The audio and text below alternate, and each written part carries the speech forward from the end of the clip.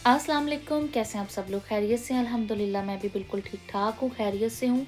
वैसे तो सर्दियाँ बिल्कुल अपने इख्तिताम को पहुँच चुकी हैं, तो मैंने सोचा जाते-जाते एक दफ़ा और सर्दियों की सौगातों का मज़ा दोबाला कर लिया जाए। उसके लिए मैंने ना आज दोबारा बेसन बनाना है, लेकिन मैं उसमें अब सौंफ का टच दूँगी। ये आपके दिमाग के लिए बहुत अच्छा है। तो शुरू करते हैं अपनी रेसिपी। 1 किलो बेसन लिया था मैंने, उसमें 125 ग्राम सूजी ली थी। चीनी आप इसमें डालेंगे 500 ग्राम, लेकिन अगर आप डायबिटिक पेशेंट हैं तो आप कम भी कर सकते हैं, और अगर आप ज़्यादा मीठा खाते हैं तो आप ज़्यादा भी डाल सकते हैं। और मैं इसमें 1 पाव यानी 125 ग्राम ही सौंफ डाल रही हूँ। पानी 1 कप डाल रही हूँ, और जो आपने मेवा-जात डालने हैं, मैं सिर्फ़ पिस्ता, बादाम और 4 मगज़ डाल रही हूँ, ये भी 125 ग्राम है। इन सारी चीज़ों को बनाने के लिए हमें प्योर देसी घी चाहिए होगा, तकरीबन 750 ग्राम यानी 3 पाव। तो आपने करना ये है कि सबसे पहले आपने जितने भी आपके पास मेवा-जात हैं, आपने उनको चॉप कर लेना है। बिल्कुल पाउडर शेप में नहीं रखना, थोड़ा-सा दानेदार सा आपने पाउडर रखना है, ताकि वो थोड़ा-सा अंदर फ़ील हो तो वो अच्छा ज़ायका देता है। तो ये देखिए मैंने सारे जो मेवा-जात थे वो मैंने पीस लिए हैं। अच्छा, अब लेंगे हम एक सौंफ। सौंफ को हमने बिल्कुल सादा ही भून लेना है। एक पैन के अंदर आपने सौंफ डालनी है, हल्की आपने आँच रखनी है, और आपने मुसलसल चम्मच हिलाते जाना है। तो सौंफ खुद ब खुद भून होती रहेगी। जैसे ही सौंफ भून हो जाएगी, ये अपना कलर चेंज कर लेगी और साथ ही ये महकने लग जाएगी। तो काफ़ी हद तक ये कलर चेंज कर लेती है, तो फिर आपने बस चूल्हा बंद कर देना है, और आपकी सौंफ जो है वो ड्राई रोस्ट हो जाएगी। तो ये देखें, तकरीबन 5-6 मिनट लगे हैं दरमियानी आँच पे, और सौंफ कुछ ऐसी हो गई है, तो ये रेडी हो गई है। इसको अब हम एक पैन में से निकाल के एक बाउल के अंदर रख लेंगे, ताकि हल्का सा ठंडा हो जाए। अगर ये हल्का सा ठंडा हो जाएगा तो फिर हम इसका पाउडर बनाएँगे। आप फ़ौरन इसको मशीन में मत डालें, क्योंकि इससे आपका जो मशीन को ख़राब होने के चांसेस भी होते हैं।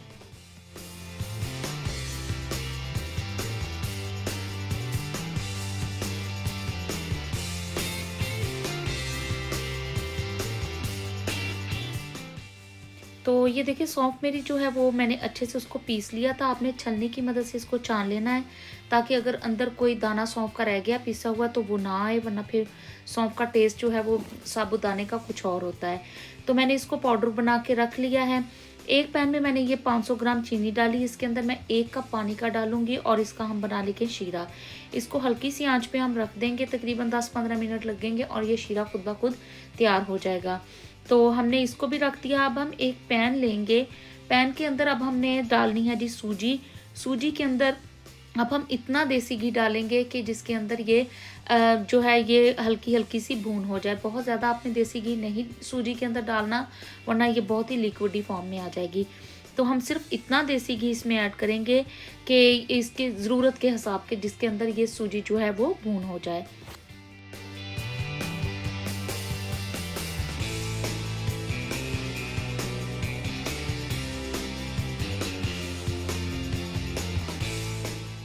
तो ये देखिए, मैंने कुछ इतना सा डाला है, जिसके अंदर कुछ इस तरह तरीके की इसकी जो है वो थिकनेस आ जाएगी, या ना ये बहुत ज़्यादा हार्ड है, और ना ही ये बहुत ज़्यादा सूजी जो है वो सॉफ्ट है। तो बस अब हमने इसको भूनते जाना है। साथ साथ मेरा शीरा जो है वो भी तैयार हो रहा है। आप चेक करते रहें, आप इसका एक कतरा डाल के देख लें ठंडी जगह पे, अगर तो वो मोती सा बन जाएगा तो शीरा जो है वो तैयार हो जाएगा।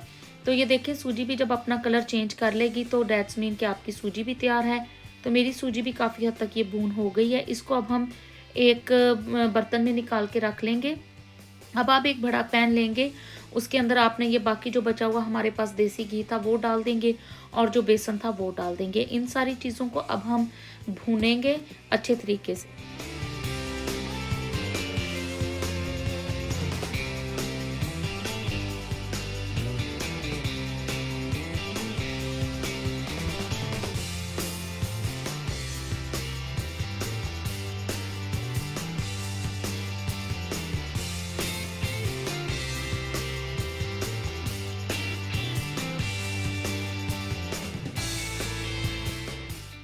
तो ये देखिए, मैं जो बेसन जो है वो घी में डाल रही हूँ। जैसे ही बेसन घी में हल्का-हल्का गर्म होना शुरू होगा, शुरू में ये थोड़ा-सा सख्त होता है। आप बिल्कुल परेशान मत होइएगा कि पता नहीं हमारा जो बेसन है वो ठीक नहीं है, या घी जो है वो कम हो गया। नहीं, शुरू में ये पहले-पहले सख्त होता है, लेकिन जैसे-जैसे बेसन इसके अंदर गर्म होना हो शुरू होगा, हीट अप होना शुरू होगा, तो खुद ब खुद ठीक हो जाएगा।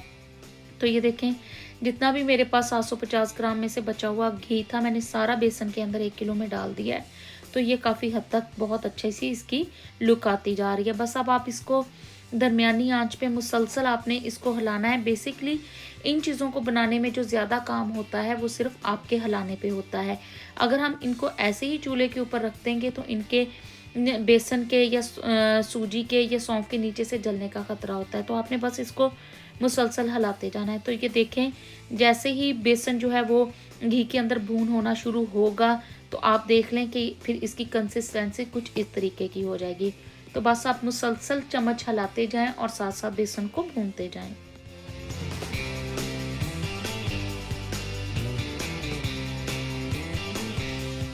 तो ये देखें जी, हमारा जो बेसन है वो कुछ इस तरीके का हो गया है। इसका कलर भी काफ़ी हद तक बेसन का भून भून के चेंज हो गया है। तो हमारे पास जो थी सूजी, उस सूजी को अब हम इस बेसन के अंदर ऐड कर देंगे कुछ इस तरीके से।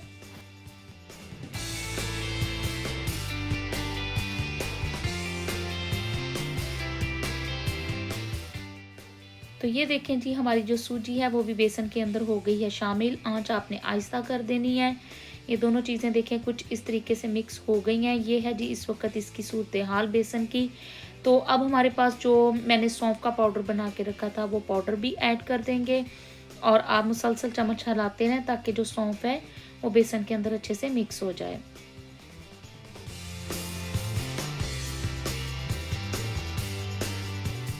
जैसे ही सौंफ बेसन के अंदर मिक्स होगी तो फिर हमारा अगला स्टेप है जी, हमारे पास जो मेवा जात का पाउडर था हम वो भी इसके अंदर मिक्स कर देंगे। तो सारी चीज़ें जब अच्छे से एक दूसरे के साथ मिक्स हो जाएंगी तो देखें जो घी है वो बिल्कुल अब नॉर्मल हो गया है और बेसन जो है वो थोड़ा थोड़ा थिक सा भी हो गया है। तो बस अब हमारे पास जो हमारा शीरा था वो भी काफ़ी हद तक रेडी हो चुका था। तो अब हम इन सारी चीज़ों को शीरा डाल देंगे इसके अंदर। तो जैसे ही ये बेसन और सारी चीज़ें भून होना शुरू होंगी, जो इसके जो कढ़ाई के किनारे हैं वो छोड़ के बेसन सारा दरमियान में आना शुरू हो जाएगा। तो ये देखें, हमने हमारा जो शीरा है वो भी इसमें ऐड कर दिया है। आप मुसलसल चम्मच हिलाते रहें क्योंकि जैसे ही आप इसमें शीरा डालेंगी बेसन फूलेगा और फिर साथ ही ये सख्त होना शुरू हो जाएगा।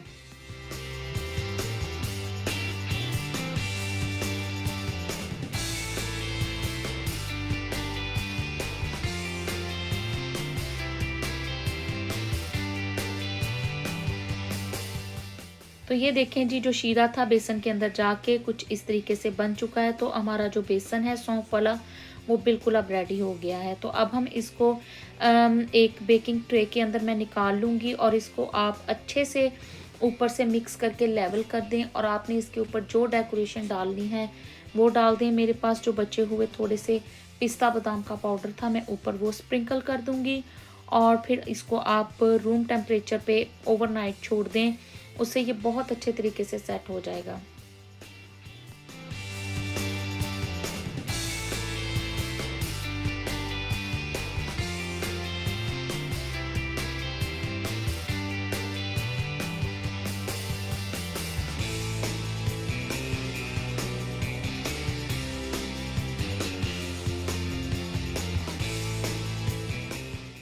तो ये देखें जी, ऊपर से मैंने अच्छे से सेट कर दिया था। अब इसके ऊपर पिस्ता बादाम का जो पाउडर पड़ा था थोड़ा सा मेरे पास वो छिड़क रही हूँ। तो इसमें घी देखें बिल्कुल परफेक्ट सेट आया है। तो ये देखें ओवरनाइट पड़ा रहा था तो उससे ये कितनी अच्छी इसकी लुक आई है। और इसको अब हम तेज़ छुरी की मदद से काट लेंगे। इसकी जितने जितने आपने इसकी टुकड़ियाँ बनानी हैं जितनी साइज़ की, तो आप उसको काट लें और इसको आप किसी भी एयर टाइट कंटेनर में संभाल लें। तो इसको आप फ्रिज में रख दें। तो हल्का सा ओवन में रख के सिर्फ 5-10 सेकंड के लिए इसको गर्म करेंगे, या वैसे भी आप खा सकती हैं। ये आपके दिमाग के लिए बहुत अच्छा, स्पेशली जो बच्चे आजकल पढ़ते हैं उनके लिए तो ये बहुत अच्छा है, दिमाग के लिए भी और उनकी आँखों के लिए भी। ज़रूर ट्राई कीजिएगा और मुझे बताइएगा आपकी ये रेसिपी कैसी लगी और फिर इसको शाम की चाय के साथ एंजॉय कीजिएगा। फिर मिलूँगी एक और बहुत ही मज़ेदार सी रेसिपी के साथ। अल्लाह हाफ़िज़।